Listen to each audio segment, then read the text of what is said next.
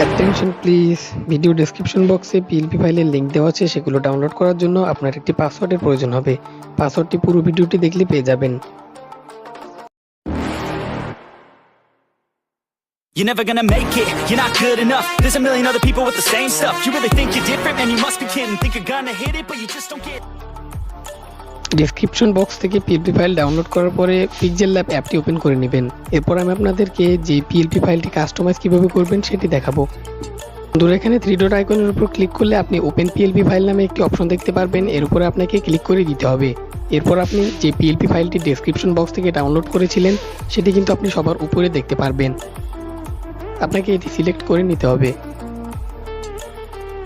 বন্ধুরা, এটি ওপেন হয়ে গেলে আপনি এই অপশনের উপর ক্লিক করবেন।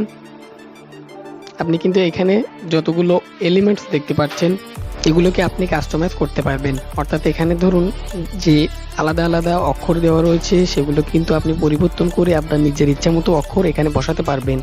ভিডিওর পরবর্তী অংশ মনোযোগ সহকারে দেখুন।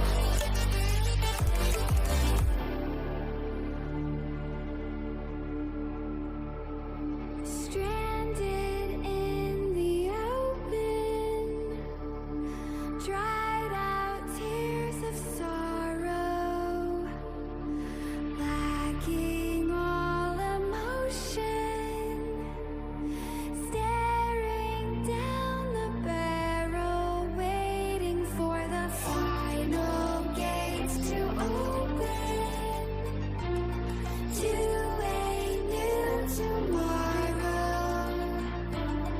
Moving with emotion, following the light that sets me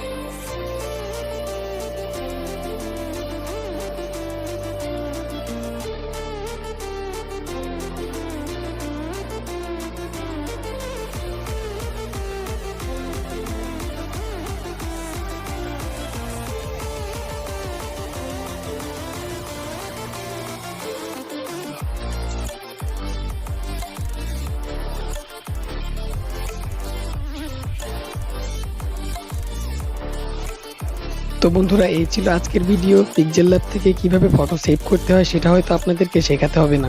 ভিডিওটি ভালো লাগে ভিডিওটিতে একটি লাইক দিন এবং পরবর্তীতে এরকম আরো ভিডিও দেখতে চাইলে আমার চ্যানেলটিকে সাবস্ক্রাইব করে রাখুন।